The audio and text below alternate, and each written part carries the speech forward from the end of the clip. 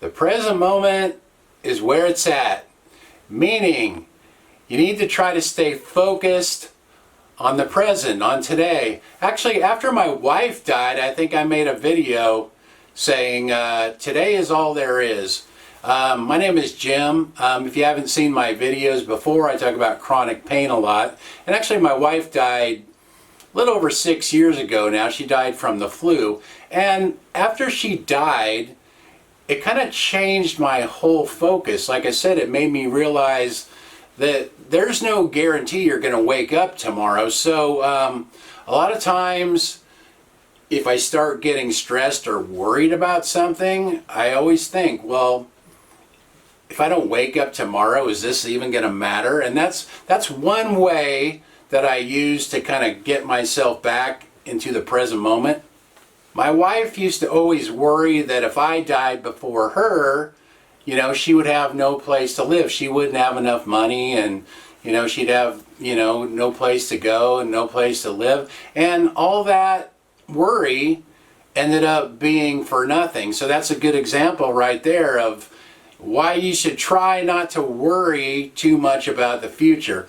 And in one of my last videos, I also talked about forgiveness, meaning you have to kind of let go of the past and forgive all the people that have screwed you over, and also like kind of apologize for, you know, the things that you've done to wrong people as well. Kind of just let that stuff go. That way you wake up every morning like with a fresh start, with a fresh slate, and like just try to live for the day. I mean, it's easier said than done. It takes a lot of practice, but that's how I try to live these days.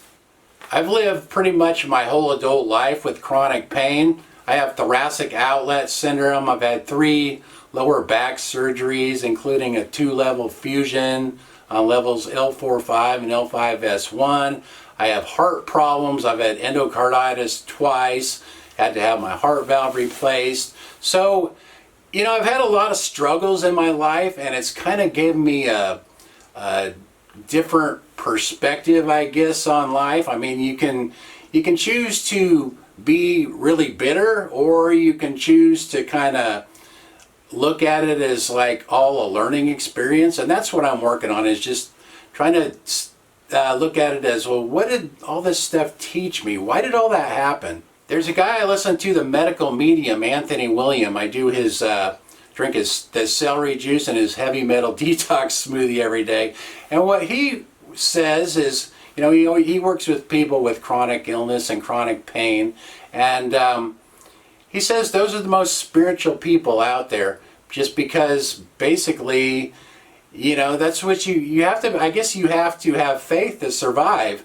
I watch a lot of videos. I mean, I live alone, so I watch a lot of videos about human consciousness, the law of attraction, things like that. And all these people, they teach the same thing. You got to stay in the present moment.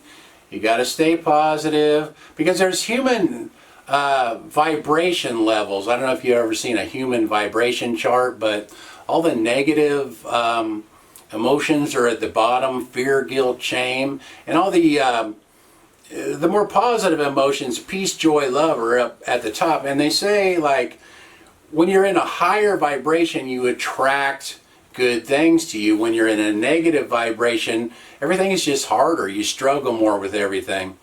So I know a lot of the stuff I talk about is kind of over people's heads. I have a hard time actually finding people I can talk to.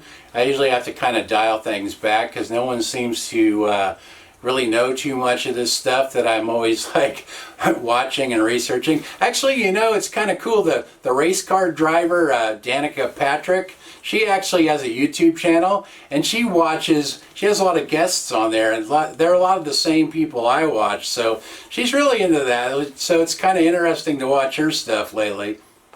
And they say, I watch a lot of stuff about this too, they say that energy on the earth is changing. It's going to a higher level energy, so people are going to have a higher level of consciousness, which is, they're just more aware of everything, I guess. And it's like they talk about unity consciousness, how everything is connected and everyone is connected. So they call it, I think, quantum physics, I guess they call some of this stuff. It's all pretty interesting. I mean, I know a lot of this stuff is probably over people's heads, so I won't go into it too much. And I guess I'll just end this right here. Just plant a few seeds for people to, things for people to think about. Or actually, there's plenty of this stuff. You can look this stuff up. There's plenty of videos about it on YouTube if you want to get more into this stuff. Anyway, if you have any questions, leave them in the comments. Thanks for watching. See you guys next time.